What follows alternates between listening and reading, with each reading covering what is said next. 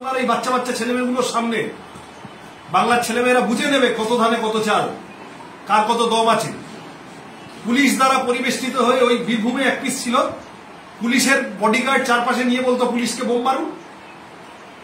এই সব বীরপুঙ্গবরা এখন সব চারপাশে নেমে পড়েছে। এরা গতকাল বারুইপুরে উচ্চ মাধ্যমিক পরীক্ষা চলাকালীন রাস্তায় নেমে হাঙ্গামা করেছে সিপিএম পার্টি অফিসের সামনে। এরা সর্বত্র রাস্তায় নেমে গন্ডগোল পাকাচ্ছে। উচ্চ মাধ্যমিক পরীক্ষা ব্যাহত করার জন্য এদেরকে আগে ধরা উচিত। এসএফআই দায়িত্বশীল সংগঠন, আমরা পরীক্ষা চলাকালীন পরীক্ষার্থীদের অসুবিধা হয় এমন কিছু আমরা করব না, কিন্তু কলেজ বিশ্ববিদ্যালয়গুলোর ভিতরে আমাদের বিক্ষোভ চলবে। রাস্তায় মানুষের অসুবিধা না করে যে প্রতিবাদে স্বাক্ষর রাখা দরকার আমরা রাখবো। এবং এটা বুঝে রাখবেন যে 8 বছর ধরে পশ্চিমবাংলার ক্যাম্পাসগুলোতে ছাত্র ভোট হচ্ছে। যাদবপুরের প্রেসিডেন্সিতে 5 বছর ধরে ভোট হচ্ছে না, বাকি পশ্চিমবঙ্গে 8 বছর ধরে ভোট হচ্ছে না। তাহলে এই যে 8 বছর ধরে ভোট হচ্ছে না, 8 বছর আগে যারা হচ্ছে যে জিএস হয়েছিল তারা এখনো জিএস হয়, ওই মধুভান্ডার 3 বাচ্চার বাপ হয়ে গেছে কিন্তু এখনো জিএস হয়ে বসে আছে।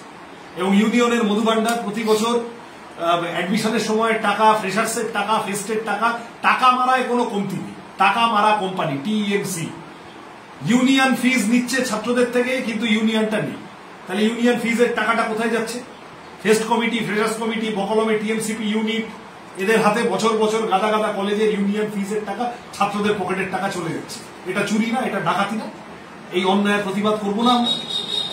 ইউনিয়ন ডিফাম, টিএমসিপি ইউনিট বকলমে ইউনিয়ন চালাচ্ছে, তার এই অনিয়ম বেনিয়ম করতে গিয়ে আমি মনে করিয়ে দেবো কলকাতার নজরুল মঞ্চে কলকাতার একটি কলেজের অনুষ্ঠান, টিএমসিপির এই বাদরামোর তরুণ কে ভারত বিখ্যাত সঙ্গীত শিল্পী, তিনি অসুস্থ হয়ে মারা গেলেন।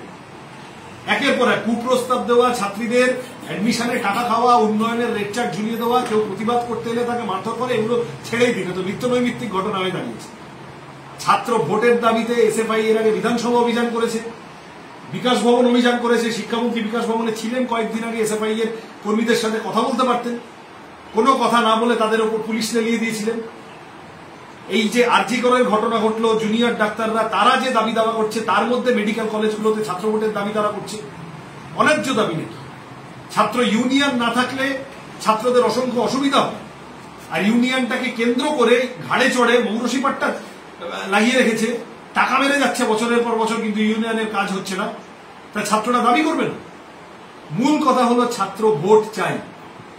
এই দাবি নিয়ে যাদবপুরের ছাত্ররা গিয়েছিল। আপনি কথা শুনতে পারতেন, আপনি 2-3 জনের কথা শোনার পরে 4, 5, 6, 7 কথা শোনার আর প্রয়োজন মনে করলেন। আপনি অভিভাবক, আপনি সবাইকে ডেকে ঘাড়ে মাথায় হাত বুলিয়ে ছাত্রদের কথা শুনতে পারতেন, সেটা না করে আপনি গাড়ি চালিয়ে দিলেন। এবং ছাত্র আহত হওয়ার পর নির্লজ্জের মতো ডিফেন্ড করে যাচ্ছে তৃণমূল, যে না ওইটা অমুক শার্ট, ওইটা তমুক অ্যাঙ্গেল, এই ছেলেটি মারা যায় গাড়ির তলায় চাপা পড়েনি, থালাবাটি দেখিয়ে কিসব করার চেষ্টা করছে। হাস্যকর, ফাজলামো হচ্ছে। বাংলার রাজনীতির, বাংলার ছাত্র রাজনীতির ইতিহাস অত্যন্ত রিচ, এবং সেটা যে সবসময় খুব শান্তিপূর্ণ হয়েছে তাও নয়। কিন্তু সেই বাংলার ছাত্র রাজনীতির ইতিহাসেও আনপ্রেসিডেন্টেড, অভূতপূর্ব, নজিরবিহীন। ব্রিটিশ আমলে এই ধরনের ঘটনা ঘটত।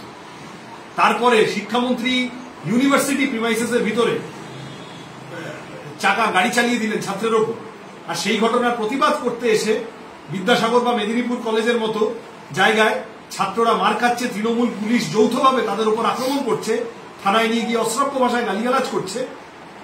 কি সব বলেছে আমাদের মেয়েটাকে আমি মুখে বলতে পারবো না। এই পুলিশের বিরুদ্ধে নতুন করে অভিযোগ জানানো হচ্ছে। আমরা রাস্তার আন্দোলনে থাকবো, আইনি কোথায় কি বন্দোবস্ত করা যায় ওগুলো আমরা দেখব, প্রতিবাদ চলবে।